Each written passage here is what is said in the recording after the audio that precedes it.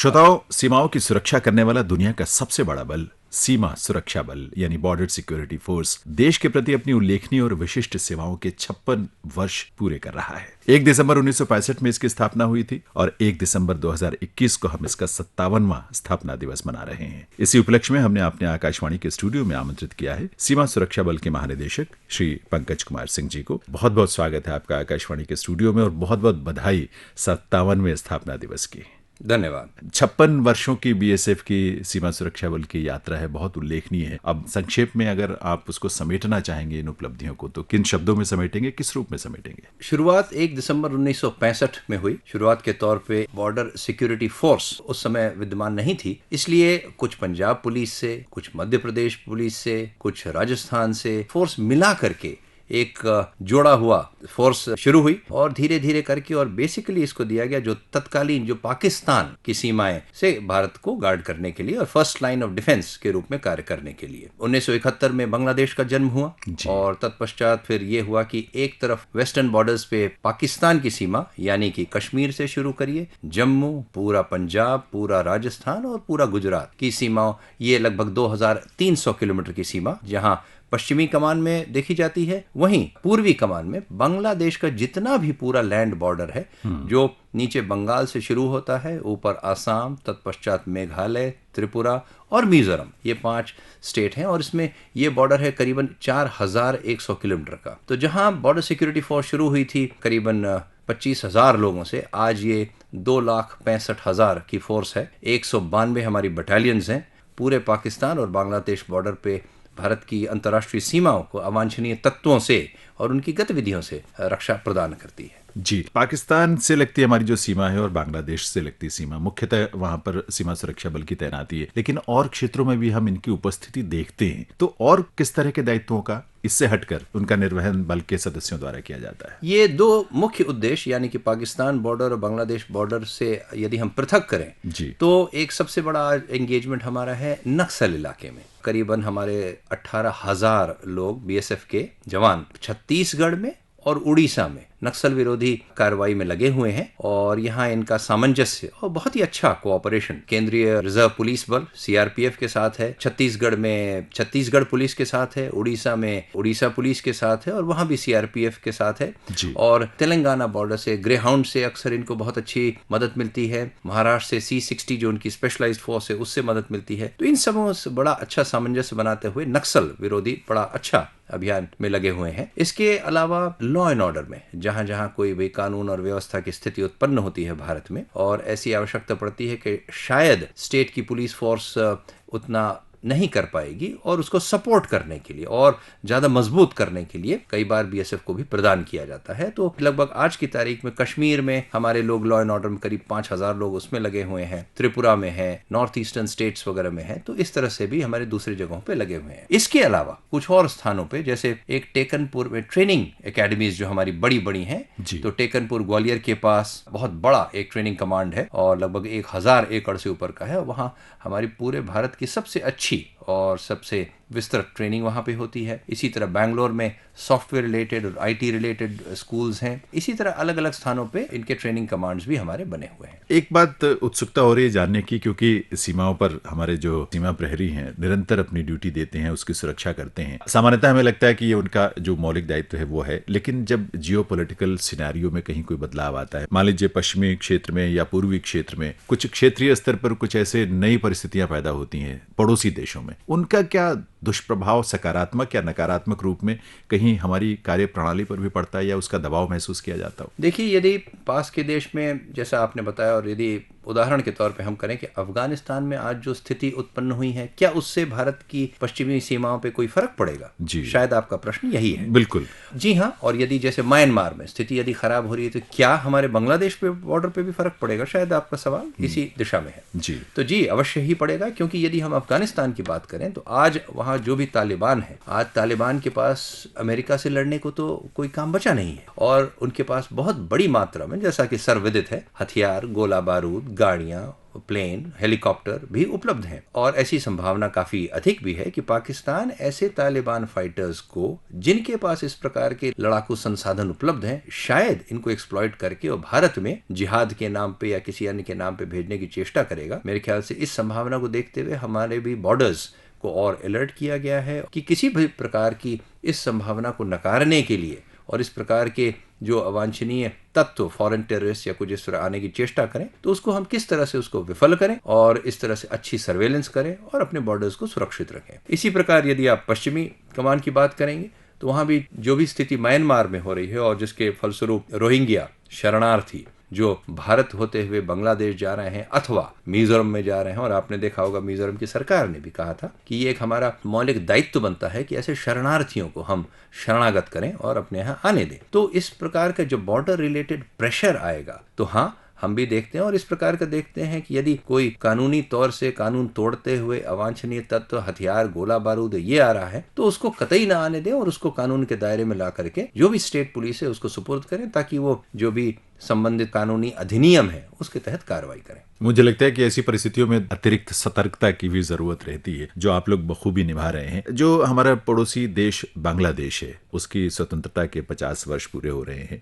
बांग्लादेश की आजादी में भारत की बहुत महत्वपूर्ण भूमिका रही है। उसमें सीमा सुरक्षा बल की क्या भूमिका या योगदान किस रूप में रहा है? अगर आप ये बता सके तो हमें अपने इतिहास के पन्नों को झांकने का अवसर मिलेगा। देखिए, सबसे पहले सीमा सुरक्षा बल को ही यह दायित्व दिया गया था कि वहां की मुक्ति वाहिनी जो है उसको सपोर्ट करें, कुछ ट्रेन करें और इस तरह ऐसी स्थिति में लाएं कि वो शायद जो पाकिस्तानी आर्मी जो वहां तब मौजूद थी जी, उसका सामना कर सकें या उसके जो भी मंसूबे हैं उनको विफल करके एक बांग्लादेश राज्य की कल्पना को साकार करें। बीएसएफ लगभग फरवरी या मार्च 1971 से एक्टिव हो गई थी और हाँ, उसने काफी एक सक्रिय रोल निभाते हुए बांग्लादेश की मुक्ति वाहिनी को ट्रेन किया, उनके साथ मिलजुल के बांग्लादेश में जाके भी कार्रवाई की और तत्पश्चात अक्टूबर और नवंबर में जब आर्मी आई और उन्होंने विजय दिलाई और जो समझौता एक पाकिस्तान आर्मी और भारत के बीच हुआ, जिसके फलस्वरूप पूरी पाकिस्तान आर्मी के लगभग 90,000 प्रिजनर्स ऑफ वॉर लिए गए थे जो बाद में रिलीज किए गए। बीएसएफ का एक रोल लगभग 7-8 महीने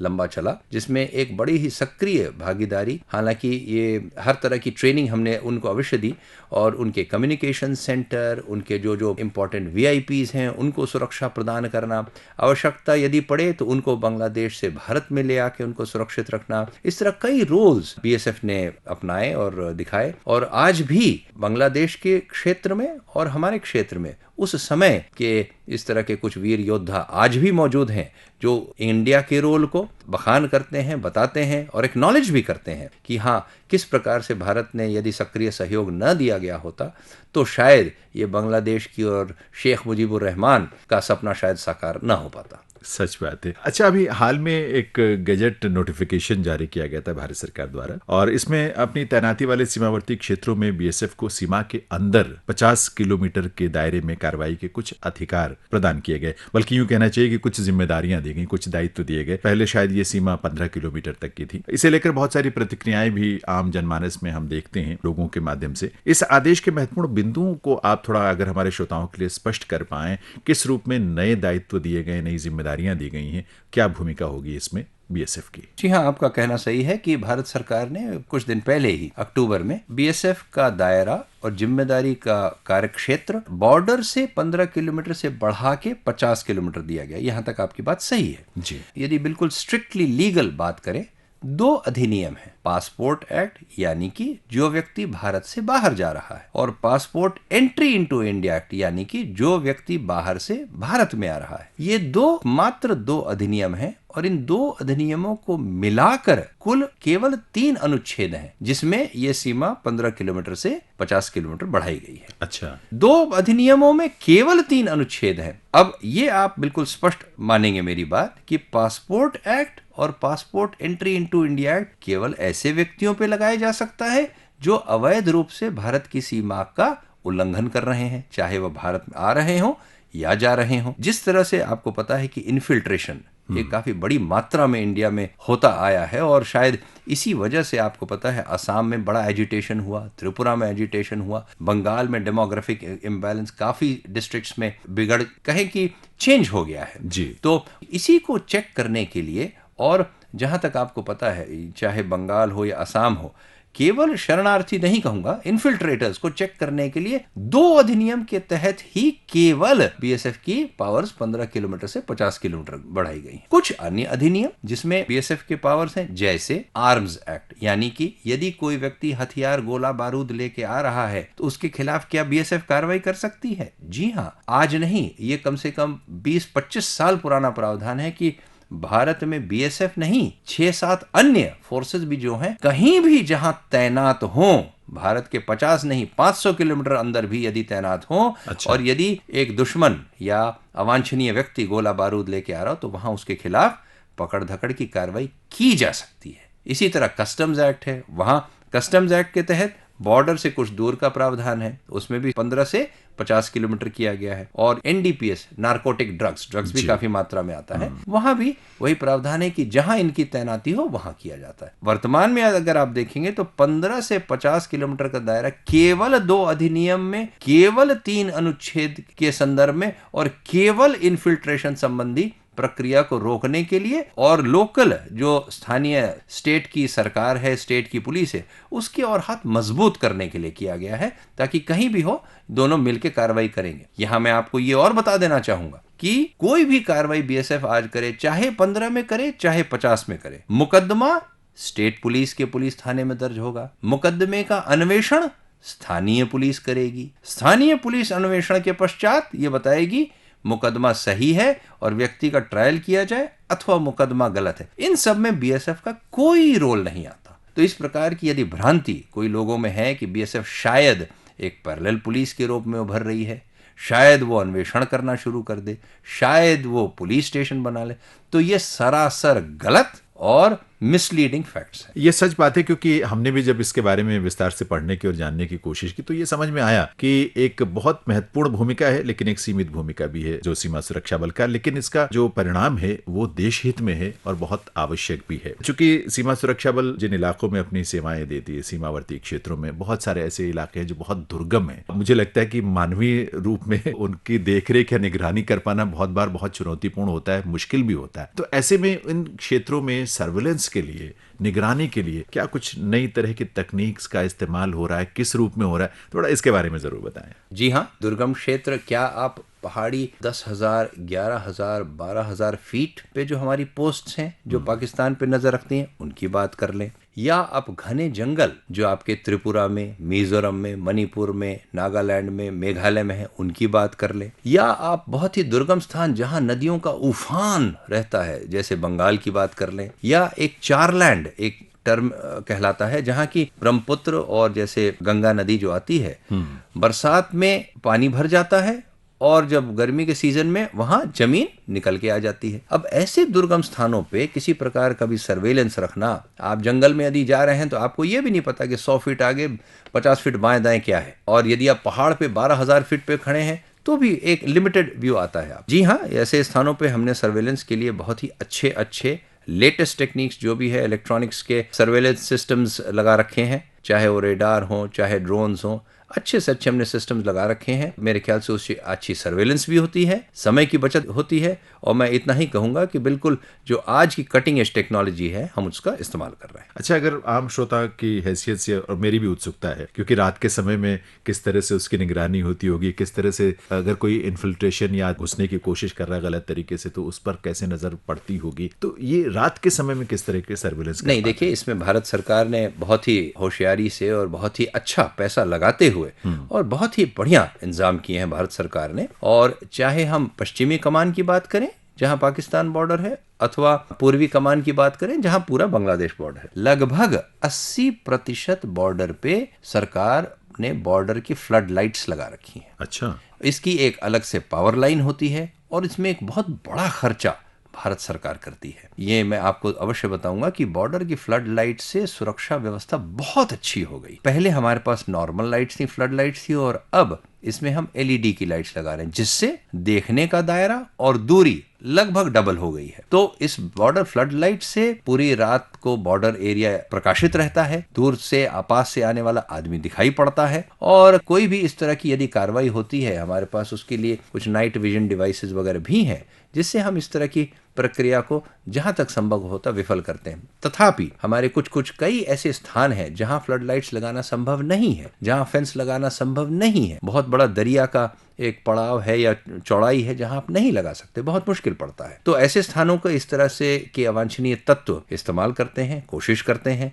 और जहां तक हमसे संभव हो पाता है हमने इस प्रकार के कुछ हमारे पास ड्रोन्स भी हैं जो रात में भी देख सकते हैं, तो उसका भी इस्तेमाल करके हम जहां तक हमारी प्रक्रिया है और जहां तक हमारी तैनाती है, पूरी कोशिश रहती है इसको विफल किया जाए। पर वहीं जहां बदमाश व्यक्ति है और जो इस तरह का तत्व है जो स्मगलिंग करेगा, ह्यूमन ट्रैफिकिंग करेगा या गलत किस्म की गतिविधि के लिए भारत आना चाहेगा, तो वो भी अपना प्रयास करते हैं, पर हम अपनी चौकसी से। और मैं बताना चाहूंगा फिगर के तौर पे यदि बात करें तो पिछले साल 2020 में 3200 लोग मात्र बांग्लादेश बॉर्डर पे इस तरह की गतिविधि के तहत पकड़े गए, जिनके खिलाफ पुलिस कार्रवाई हुई। पश्चिमी सीमा पर खासतौर पर ऐसी कई घटनाएं, वारदातें हमने देखी सुनी है, जहां ड्रोन का इस्तेमाल करके प्रतिबंधित सामग्री, चाहे वो हथियार हो सकते हैं, गोला बारूद हो सकते हैं या नशीली चीजें हो सकती हैं, इस तरह की चीजें वहां से बॉर्डर के उस पार से इस पार भेजी जाने की कोशिश होती रही है। उससे हमारी सुरक्षा को भी खतरा होता है। तो एंटी ड्रोन टेक्निक का इस्तेमाल किस रूप में, किस हद तक आप लोग कर रहे हैं ताकि इन चीजों पर अंकुश लग सके? जी हाँ, अवांछनीय चीज़ों में जैसा आपने बताया ड्रग्स, जी हाँ, अवश्य ड्रोन से आ रहे हैं, और कुछ घटनाओं में गोला बारूद भी आया है। देखिए, ड्रोन एक बिल्कुल ही नई किस्म की टेक्नोलॉजी आ गई है, और छोटे छोटे ड्रोन्स यदि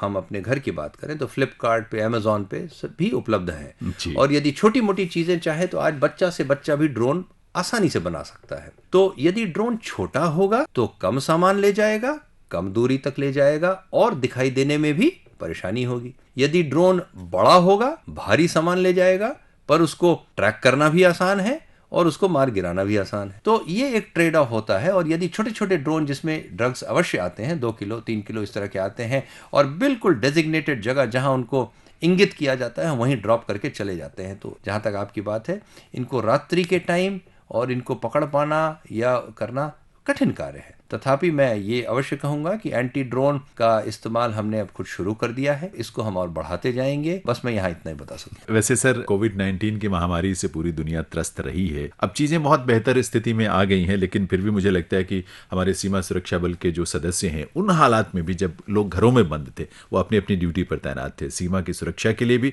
या जहां भी उन्हें तैनात किया गया। तो ऐसे में बल के लोगों की सुरक्षा और उसके बाद अपने देश और समाज के लोगों की सुरक्षा या सेहत को लेकर बीएसएफ ने इतने सारे प्रयास किए हैं, बहुत चुनौतीपूर्ण रहा होगा मुझे लगता है वो दौर भी। अवश्य आपका कहना बिल्कुल सही है कि कोविड का दौर न केवल बीएसएफ, पूरे भारत के लिए बड़ा ही चुनौतीपूर्ण रहा। और जब ये महामारी आई, किसी को कोई अंदाज नहीं था कि कितनी इसकी ग्रेविटी है, कोर्स ऑफ ट्रीटमेंट क्या लेना है, और कोई डॉक्टर्स को भी ज्यादा अंदाज नहीं था। हाँ, शुरू में दिक्कत आई और हमारे यहाँ भी केसेस हुए। फिर भी ये समझा गया कि देखिए, महामारी आए, कोविड आए, कुछ भी आए, बॉर्डर तो बंद नहीं हो सकते। गलत लोग बॉर्डर का इस्तेमाल तो करेंगे ही करेंगे, चाहे महामारी हो चाहे ना हो। तो हमको अपनी पूरी चुस्ती के साथ, पूरी चुनौती के साथ बॉर्डर्स को सुरक्षित तो रखना ही पड़ेगा। तो इसलिए हमारे सब अफसरों ने ये किया कि हम खुद बॉर्डर पे जाएंगे, देखेंगे, अपने जवानों को प्रोत्साहित करेंगे। और तब तक भारत सरकार ने भी बहुत अच्छा कदम उठाते हुए मैं कहूँगा ये किया कि डिफेंस फोर्सेस और जितनी पुलिस फोर्सेस थी, उनको पहला डोज और दूसरा डोज जल्दी से जल्दी लगवाया। बिल्कुल। तो जहां जल्दी से जल्दी लगवाया, 2 चीजें हुई। एक, हमारे जवानों में कॉन्फिडेंस और आ गया कि हाँ, हमको वैक्सीन लग चुका है और मेरे ख्याल से अब हम ड्यूटी करने के लिए और मुस्तैद हो सकेंगे। जहां तक हमारे जवान हैं, ज्यादातर जवान यंग जवान थे जो बॉर्डर पे लगे हुए हैं। तो आपको पता है, यंग यदि जवान हो और उसको 1 डोज लगा हो अथवा ना भी लगा हो, तो कई बार वो कोरोना के बीमारी को लड़ जाता था। क्योंकि जवान है, लड़ सकता है, उसका शरीर भी यंग है, तो लड़ने की कैपेसिटी और अच्छी थी। तो मेरे ख्याल से बहुत बड़ी संख्या में हमारे जवानों को कोविड हुआ और हमने उनको टेस्टिंग में कोविड आया। पर अच्छी बात यह रही कि लगभग 90 से 95% जवानों को सिम्टम्स नहीं हुए। अच्छा, तो ये एक बहुत बड़ी बात है। उसमें कॉन्फिडेंस आया कि शायद सरकार ने मेरे को वैक्सीन लगाया और मैं बच गया, और लिहाजा मैं और जोश से जो हमको जिम्मेदारी दी गई है वो काम करूं। एक और चीज मैं बताना चाहूंगा, 3-4 महीने 5-6 महीने लगभग इकोनॉमी बंद रही, भारत सरकार भी लगभग बंद सी रही, कोई इंडस्ट्री काम नहीं कर रही थी, कोई इकोनॉमी में काम नहीं हो रहा था, लिहाजा सरकार की इनकम लगभग जीरो हो गई थी, लगभग जीरो हो गई थी। फिर भी चाहे कितनी बॉर्डर फोर्सेस हो, आर्मी हो, पुलिस हो, सरकार ने एक दिन की भी तनख्वाह नहीं काटी, बल्कि इन लोगों ने 1 दिन 2 दिन कभी कोई कंट्रीब्यूट, पर यह भी बात इनको आत्मसात की गई कि देखिए सरकार जब आपका इतना ध्यान रख सकती है तो शायद जो सरकार ने हम में विश्वास रखा, जो हमको उद्देश्य दिया, मेरे ख्याल से उसकी पूर्ति के लिए हमको भी अपने तन मन से पूरा लगना चाहिए, जो हमारे हर जवान ने किया। वो तो दिखता है और इसीलिए हम हमेशा, आम आदमी हमेशा उनके प्रति एक सम्मान का, आदर का भाव रखता है। देखिए ये होता है कि हमारे जो सीमा प्रहरी हैं मुस्तैदी से अपनी ड्यूटी तो करते हैं, लेकिन कई बार पारिवारिक परिस्थितियां या जो सामाजिक रूप से, व्यक्तिगत रूप से भी कुछ ऐसी चुनौतियां जीवन में आ जाती हैं, या कभी कभी हो सकता है कि कुछ काम का दबाव भी होता हो, उसकी वजह से मानसिक अवसाद में भी हमारे कुछ साथी जो है वो आ जाते हैं सीमा सुरक्षा बल के, और अन्य बलों में भी ये चीजें देखने को मिलती हैं। तो इस दिशा में, यानी उनके मानसिक स्वास्थ्य को बेहतर बनाने के लिए, मजबूत होंगे तो ऐसी परिस्थितियों को वो झेल लेंगे आराम से, उस दिशा में भी कुछ प्रयास किए गए हैं। देखिए ये बड़ा ही नेचुरल है कि आज का जैसा युग हो गया है और जैसा हम जॉइंट फैमिली से न्यूक्लियर फैमिली की तरफ चले गए हैं, तो परेशानियों का सामना तो करना पड़ता है, और कई बार परेशानियां आपके बस में होती हैं, कई बार परेशानियां आपके बस से बाहर होती हैं, कई बार आप उसको सॉल्व कर पाते हैं और कई बार आप उसको सॉल्व नहीं कर पाते हैं। कई बार यदि परिवार का सपोर्ट सिस्टम होता है और आपके, या शायद फोर्स में भी ऐसा सपोर्ट सिस्टम हो कि आपके दोस्त बंधु बांधव इतने अच्छे हैं जिससे आप शेयर कर सकें और वो आपके बांट सकें, कई बार ये संभव नहीं हो पाता। कई आदमी बड़े इंट्रोवर्ट से होते हैं, अपनी बात शेयर नहीं करते हैं, तो हाँ ये एक परेशानी की बात है। मैं यहाँ ये कहूँगा कि टेक्नोलॉजी का एक ये नेगेटिव स्वरूप भी है कि आज जैसे पुराने समय में यदि घर पे परेशानी होती थी, चिट्ठी आती थी और जब तक चिट्ठी का जवाब जाता था तब तक परेशानी हल हो जाती थी। बिल्कुल। किंतु आज व्यक्ति घर में एक बार प्रॉब्लम सॉल्व करके आया और पहुंचा नहीं कि व्हाट्सएप पे कॉल आया और फोन पे तुरंत कॉल आता है कि परेशानी सॉल्व नहीं हुई और ये प्रॉब्लम वो प्रॉब्लम तुरंत आ जाती है, तो कई बार व्यक्ति हताश हो जाता है कि मैं क्या क्या करूं, मैं कोशिश करके आया, पूरा करे, तब भी मेरे बस का नहीं है, प्रॉब्लम सॉल्व नहीं हो रही है, और कई बार वो एक्सट्रीम स्टेप भी ले लेता है। ये भी बात सही है। हमने 2 चीजें की, एक इंसिस्ट किया कि क्योंकि हमारे यहाँ फोर्स में एक बड़ी पेयर कहलाता है, एक दोस्त और उसका बिल्कुल साथी दोस्त जो हमेशा साथ रहेंगे, कि हमने कहा कोई भी बात हो, परेशानी हो, दिक्कत हो या कोई चीज आपसे सॉल्व नहीं, उसको अपने बड़ी से अवश्य ही शेयर करें। हो सकता है बड़ी सॉल्व कर पाए, हो सकता है ना भी कर पाए, और यदि ना कर पाए तो एक जो भी अफसर आपको ठीक लगे उससे बातचीत करें, उसको सॉल्व करने की चेष्टा करें। छुट्टी के विषय में हमने बिल्कुल एक गांठ बांध रखी है कि कोई भी व्यक्ति चाहे वो किसी रैंक का हो, साल में अपनी पूरी छुट्टी अवश्य जाएगा। मैं आपको मसलन के तौर पे बताऊं कि इस समय मुझे ज्वाइन किए हुए लगभग जैसे 2.5 महीने का अंतराल हो चुका है, और इस 2.5 महीने के अंतराल में कम से कम नहीं 30 से 40 बॉर्डर आउटपोस्ट पे गया होऊंगा, और मैंने वहां एक ही सवाल पूछा सबसे, इतनी बड़ी गैदरिंग में कौन ऐसा व्यक्ति है जो पूरी छुट्टी नहीं गया? अच्छा। और विश्वास मानिए मेरा, मेरे को एक भी व्यक्ति इन सारी गैदरिंग्स में नहीं मिला जो पिछले साल अपनी पूरी छुट्टी काट के नहीं आया था। छुट्टी के तौर पे we are very liberal and we are very strict also, कि व्यक्ति को पूरी छुट्टी, हाँ हर व्यक्ति दिवाली नहीं जा सकता, हर व्यक्ति दशहरा नहीं जा सकता, किंतु शादी ब्याह, माँ बाप की परेशानी, दिक्कत, बीमारी या बच्चे का एडमिशन, इसमें अवश्य जाने दें, और छुट्टी व्यक्ति को पूरी काटनी ही पड़ेगी, अपने घर से जाके मिलान करना ही पड़ेगा। प्रयासरत हैं और कोशिश करते हैं, फिर भी कई लोग कई बार हिम्मत हार जाते हैं, और हमारा प्रयास रहता है ऐसा ना हो। मुझे लगता है कि ये बहुत महत्वपूर्ण बात है, क्योंकि बलों में, खासतौर पर ऐसे कार्यक्षेत्र में काम करने वालों में ये रहता है कि उनको समय पर छुट्टी ना मिले, उनके ऊपर एक दबाव रहता है, मानसिक दबाव महसूस करते हैं। तो ये बहुत अच्छी बात है, लेकिन बहुत सारी कल्याणकारी गतिविधियां भी सीमा सुरक्षा बल में जारी रहती हैं। कुछ बहुत विशेष चीजें जो हुई हैं, कुछ संक्षेप में आपसे हम जानना चाहें, स्वास्थ्य के क्षेत्र में या शिक्षा को लेकर, विशेष तौर पर बालिकाओं की शिक्षा को लेकर, इसमें कुछ ऐसे विशेष प्रयास जो हुए हैं बल की तरफ से? प्रयास लगभग हर स्तर पे होते रहते हैं जी। जैसे कि आपने बताया शिक्षा के क्षेत्र में, शिक्षा के क्षेत्र में हमारी कई ऐसी स्कॉलरशिप्स हमने दे रखी हैं जो हमारे फोर्स के पर्सनल हैं उनके बच्चों के लिए स्कॉलरशिप्स हैं, अनाउंस्ड हैं। अच्छा। और बल्कि अभी लेटेस्ट उसमें हमने उस सारी स्कीम्स को अपनी वेबसाइट पे भी डाल दिया है, ताकि कोई भी व्यक्ति कभी भी किसी समय पर भी उनको देख सकते हैं किस प्रकार की स्कॉलरशिप है। यदि कोई बच्चा खेलने में अच्छा है तो कई जगहों पे हमने उसके खेलने कूदने के NIS जहाँ कोचेस हैं उनसे टाई अप करके उनको बच्चों को, ताकि उसमें प्रोत्साहन मिले, एक अच्छी दिशा मिले, एक अच्छी ट्रेनिंग मिले। इसी तरह मेडिकल के क्षेत्र में हमने टेलीमेडिसिन भी अभी शुरू की है। अच्छा। ताकि भारत में पूरे स्थान पे कहीं भी हो, और ये अलग अलग सेंटर्स अपना अपना करते हैं और हफ्ते में 3 से 4 बार टेलीमेडिसिन का प्रोजेक्ट भी हो, ताकि व्यक्ति को हर बार किसी व्यक्ति विशेष के पास आना ना पड़े। यदि समस्या कम है तो दूर स्थान से भी कंसल्ट करके और अपनी कम से कम सेटिस्फैक्शन हो जाए कि हमारी प्रॉब्लम को सुना, देखा, बताया और एक कोर्स ऑफ एक्शन हमको इजाद किया गया है। इसी तरह इंश्योरेंस रिलेटेड स्कीम्स हैं। स्किल डेवलपमेंट में भी हम लोगों ने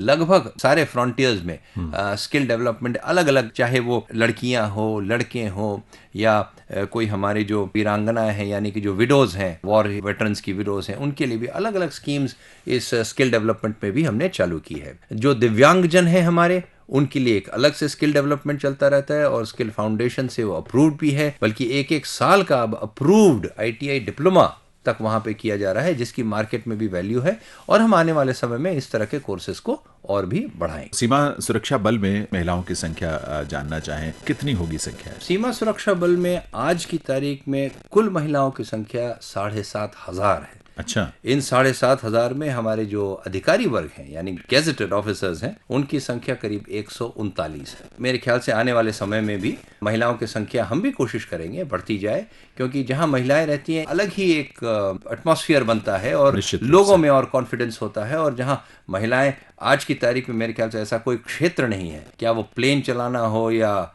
बंदूक चलाना हो, किसी क्षेत्र में भी महिलाएं कम हैं। तो मेरे ख्याल से आने वाले क्षेत्र में हम भी अपने बल में महिलाओं की संख्या और बढ़ाएंगे। सीमा सुरक्षा बल में महिला प्रहरियों की संख्या बहुत बढ़ी और एक विश्वास पैदा होता है हमारे लड़कियों में, महिलाओं में, कि वो भी सक्षम है अपनी सीमाओं की रक्षा के लिए, सुरक्षा के लिए। इस दिशा में क्या कुछ विशेष प्रयास किए गए हैं जिससे ये हमें परिणाम भी मिल रहा है और भविष्य के लिए भी मुझे लगता है कि एक रास्ता खुला है? भविष्य के लिए भी और ये किसी भी समाज या फोर्स के लिए एक बहुत अच्छी चीज होगी यदि महिलाएं आगे आए और बड़ी ज्यादा से ज्यादा संख्या में अपना कंट्रीब्यूशन दें, जो भी उद्देश्य है बल का। तो हमारे यहाँ भी लगभग हर बटालियन में इस समय महिलाएं हैं। जितने भी बॉर्डर रिलेटेड गेट से लोग आदमी जाते हैं, आते हैं, जाते हैं, बांग्लादेश से आ रहे हैं, जा रहे हैं, हर गेट पे लगभग हमारी महिलाएं उपलब्ध रहती हैं, जो इनको एक सही दिशा बताती हैं, सही मदद करती हैं, काउंसलिंग भी करती हैं और इनकी चेकिंग में भी इनका काम लिया जाता है। इसी तरह अफसर के लेवल पे भी हमारे यहाँ महिलाएं आ रही हैं, और बल्कि रिसेंटली जो हमारे डायरेक्ट असिस्टेंट कमांडेंट्स रिक्रूट होकर BSF में आते हैं, उसकी जो परेड अभी कुछ दिन पहले हुई थी, तो उसमें पूरे कोर्स की, साल भर की कोर्स की टॉपर भी एक महिला ही थी। अच्छा। जो कि बड़े गर्व की बात है, और वो मेरे ख्याल से कई महिलाओं के लिए एक बड़ा रोल मॉडल भी सिद्ध होंगी।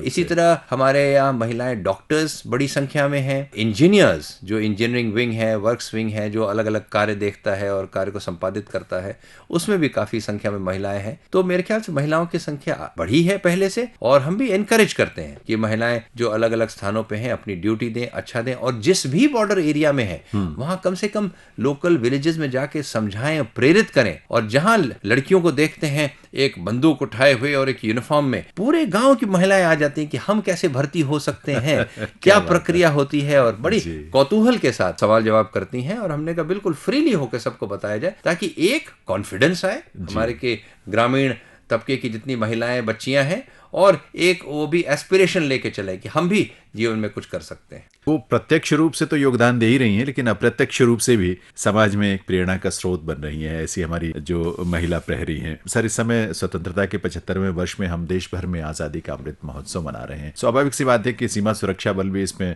बहुत बढ़ चढ़ कर हिस्सा ले रहा है। क्या कुछ खास गतिविधियां रही हैं या होने वाली हैं इस आजादी के अमृत महोत्सव की श्रृंखला के अंतर्गत?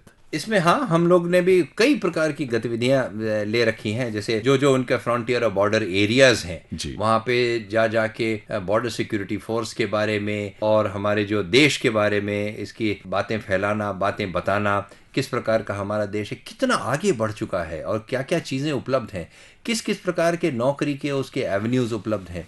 कई जगह हम एक साइकिल यात्रा, लंबी लंबी साइकिल यात्रा, 1000 किलोमीटर, 2000 किलोमीटर, 3000 किलोमीटर की यात्रा करके जगह जगह जाते हैं और रास्ते में पड़ने वाले सब गांवों में रुक के हैं, छोटी छोटी फिल्म्स दिखाते हैं कि किस तरह से हमारा भारत आगे बढ़ रहा है, किस तरह से बीएसएफ बॉर्डर्स की सुरक्षा करती है। जगह जगह पे शहरों में बैंड डिस्प्लेज वगैरह हो रहे हैं, चर्चा की जा रही है कि किस प्रकार से हमारे जो पुराने वॉर के वेटरन्स हैं, 1971 के, 1965 के वॉर वेटरन्स हैं, जिन्होंने पूरा इस तरह की लड़ाई में पार्टिसिपेट किया और किस तरह से उन्होंने एक अपने ही फोर्स को गौरवान्वित किया और क्या कंट्रीब्यूशन था, ताकि लोग उनकी कहानियां सुन के प्रेरित हो सकें। तो वो कर रहे हैं। जगह जगह कल्चरल प्रोग्राम्स हैं, इस तरह के कई स्तर पे, लोकल लेवल पे, पूरे फ्रंटियर के लेवल पे और पूरे कमांड के लेवल पे कई प्रकार के फंक्शन, कल्चरल प्रोग्राम वगैरह। अभी जैसे बांग्लादेश से हम एक कल्चरल ट्रूप्स वगैरह भी आ रहे हैं, जो कि इस बात को बताएंगे कि किस तरह से भारत और बांग्लादेश की मैत्री कितनी लंबी रही है। इसी तरह भारत बांग्लादेश के बीच में अभी हमने फुटबॉल मैचेस शुरू किए थे। अच्छा। भारत की बीएसएफ और उनकी बॉर्डर गार्ड